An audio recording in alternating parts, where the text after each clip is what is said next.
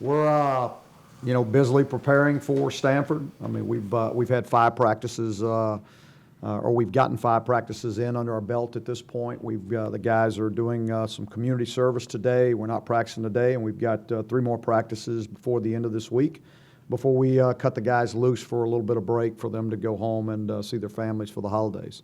And then we will be leaving on Christmas Day to go to El Paso, where we'll have our normal week of practices, and as we and prepare for Stanford. So how many practices will you have before the game? 8. We'll have 11 or 12. You get 15. Is there a reason why you don't use all 15? It just doesn't work out as far as... Just didn't work out. We're finals. We just finished finals up on Friday, and so we try to make sure and not practice during finals. As far as you know, are there any seniors or draft eligible juniors that will not play in the bowl game? Not that I know, no. What are your thoughts on players such as Fournette, Christian McCaffrey, and us today that they're not going to participate in the bowl game to prepare for their NFL futures? I mean, I don't really know the specifics about it other than he's not going to play. I don't know if what the reasons are. Somebody said to prepare for the draft. I mean, it's each individual's right to do what's best for them, and if he feels like that's what's best for him, then I'm sure that David Shaw and their staff support him, and it's unfortunate for us and the game and the bowl itself, because he obviously is a great player, and I would have loved to have lined up against him, but it's not going to happen, and I know that the next guy, Bryce Love, is a guy that we recruited, and we're very familiar with him and know how explosive he can be, and I'm sure he's excited about the opportunity. I think in the one other game that I remember watching, he started against maybe Notre Dame and had over 100 yards rushing, and so I'm sure he's eager to show what he can do. Does that change your game planning in any way, shape, or form? No, because they're gonna do what they do. I mean, it's they're not going to change what they do. I mean, they're gonna run the ball and pound it at you and play action pass you, and so I don't anticipate them changing their game plans. We probably won't change ours. You were saying obviously guys have to make the right decision for them generally, but could you imagine that becoming something you see become more commonplace in college football?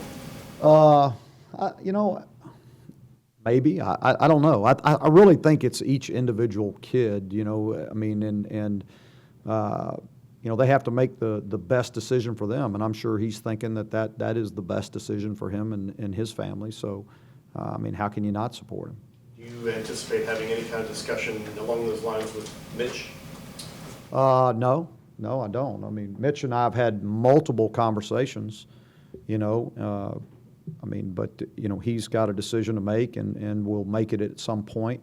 My role in that is to give him as much information as possible, and to support him and his family. To support him and his family in their decision. And I'm sure that he will make a very good, educated decision. He's got a very thorough process. He's not just doing this off the fly. I mean, he's really putting a lot of time and effort and talking to a lot of people. So I think he's doing a really good job with it. Do you have a timeline for his decision? Well, January, I think 16th is the declaration. So it's whenever he knows what he wants to do and is comfortable with his decision, letting me know. I mean, there's no pressure from me as far as when he needs to tell me. Is there a fine line for you when you kind of back off? You guys supply a lot of information, and he requests certain things, but you kind of wait, and you've given him what you've given him, and you kind of wait for him to come to you? Well, there's not a fine line. I mean, each one of these guys, when I sit down with them and get all this information for them, I mean, I make sure they know this is their decision. It's them, their families, it's their decision. It's not me. It's not anybody on the coaching staff. It is them doing what is best for them, and because this is their future they're talking about. And so I don't want them to feel pressured one way or the other from me or anybody else. This is, hey, here's the information, okay? If you want my advice, ask for it. If you don't ask. because I'm not going to give it to them. And I'm not going to make a decision for them. I'm not going to tell them what I think is best. I'm just going to give them the information, and then I'm going to expect them to make a good, educated decision. Do you have an opinion on quarterbacks with 1 year starting experience, how prepared they are for the next level? Especially if they might get thrown into. I do. I have an opinion on it, yeah. But I'm not going to give it to you. You know, I mean, because I haven't given that to him, so I don't want him to read my opinion in the newspaper, you know, so. Are you still acquiring information for him, or was that something that you've already done? No, well, I've already given him a lot of information, and I'm still acquiring information for him. Anything that he asks for, I'm going to make sure and get. You know, I want him to feel good about his decision. Guys, have you had to make, or I guess, get information for, other than Nas, obviously? M.J. Stewart, Elijah Hood, Donnie Miles, and Dez. No, that's it. Those guys. I'm sorry, not Dez. Where are they in the process right now? Same place. He is. Same place. The only one that's made a decision is Nas, you know, and he made everybody aware of that, and the rest of them haven't made any decisions yet. Again, I don't say, hey, here's the date I want you to make a decision. It's when you make your decision, let me know. You guys didn't end the season with the momentum you wanted. You entered November in a pretty good clip, and then the Duke and NC State games. When you had some time to step back and maybe look at the way things went coming down the stretch, could you put your finger on anything in particular? Yeah, I would say as you go back and look at it, I think we underachieved offensively. I mean, we didn't meet our expectations offensively, and I think that was a big part of why we weren't successful in those games. Not to take anything away from the opposing teams, because they did a great job in defending us, but we've got high expectations for what we do on offense, and I didn't think we performed, you know, like we normally do. And a lot of that was just making the ordinary plays that we make, and I said that at the time. We didn't make ordinary plays, and you know, we didn't score enough points. We didn't score more points than they scored. So I mean, you know, to me, it was I think we underachieved there in the month of December on offense. Do you wait till after the bowl game to look at the full season?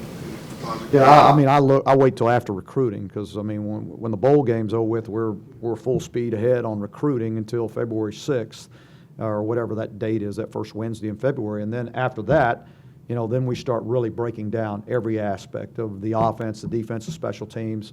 And not only that, I mean, we break down every phase of the program. I mean, from the off season, the winter conditioning, to the summer, to everything, because everything plays or is a factor in the way we perform. And so, I mean, we look at everything. I mean, you know, from the I mean, the smallest details, from what we're eating to when we're eating to, you know, I mean, it's how much sleep we're getting, our hydration plan, everything. I mean, we really do. We try to break everything down and see where we can improve. That's it. Do you have an idea how many points the offense left on the field this season? No, I don't. With the season not going the way you had in mind, how close is the team in terms of the locker room going into the bowl game in a situation where, remember how in the Quick Lane Bowl, when you lost, it was a bad locker room? How close is this team? Yeah, this team, that's just totally different. I mean, there are no chemistry problems on this football team. I mean, there's nothing like that whatsoever. So that will not be an issue, no. How much does the result of the bowl game kind of set the tone for the off season? I think it does. Staff too. I think it not only sets the tone for the off season, it gives you a feeling about the previous season. I mean, and how you finish and everything. I think that's important, because one of our goals at the beginning of the year was to make sure we win our last game. You know, and so that's a goal that is achievable for us, and so we want to make sure that happens. Would love for this team to go out the right way, you know, for the 16 team, and because they've done some great things this season, some great things. But the way December ended, we've got a bad taste right now, and so we need to finish this thing strong. How much do you use this time, not only just to game plan for Stanford, but to have good practices that will take you into the off season and then into the spring?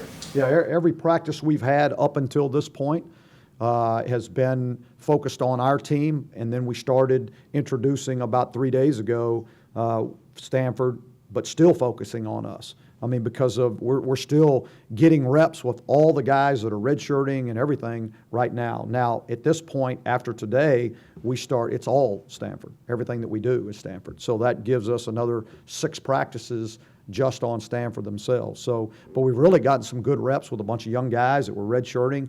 You know, as we did that throughout the season, I think it's kind of been good to see how those guys have progressed throughout the year. You know, and that's been really good. When you said you didn't go to the full 15 practices, is it the development part that's sort of the part that got, you know, that you didn't get to as much of? It's not game Yeah, no, prep. we're gonna get the game plan reps. I mean, so it would have been just 3 more practices of development, you know, so is what we missed out on.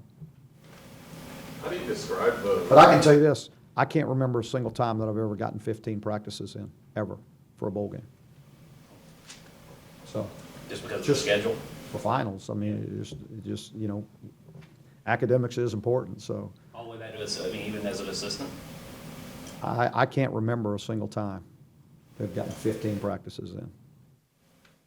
How do you account for the regression on the offense? You know what? I don't really have that answer because I haven't really gone back and broken that down. I think one thing is, you know, is for us to be successful, we know we've got to be able to run the ball efficiently. And when we do that, everything tends to be better, as we know. And so, you know, I think we've got to, again, refocus on making sure we run the ball effectively. How has Tommy Hatton graded out the last couple of games filling in for Caleb? I think he's done all right. You know, you know, Tommy's in a position where he had to fill in for Caleb, and he's learning the position. He's getting better and better every week. You know, I think he's done fine. Do you foresee him staying in that position, or will he potentially move? I don't know. He may be. You know, he'll go back and compete at center again in the spring, I'm sure. And because with Crowley leaving, you know, there's a spot that we need to get filled for sure. And that's going to be a really important competition there this spring. How have the seniors been as far as leading as they get toward their last game? I think they've done a great job. You know, we had 7 guys that graduated on Sunday. We had practice Sunday morning. Every single one of them were there, and I think this game is important to them. I think they all want to finish their career here in the right way.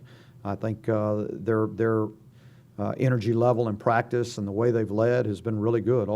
Every practice we've had to this point. I'm not sure if you'd heard, but the incoming governor said that there was a deal to repeal HB2. I hadn't heard. The law that caused the ACC title game to get moved. Do you have any thoughts on that?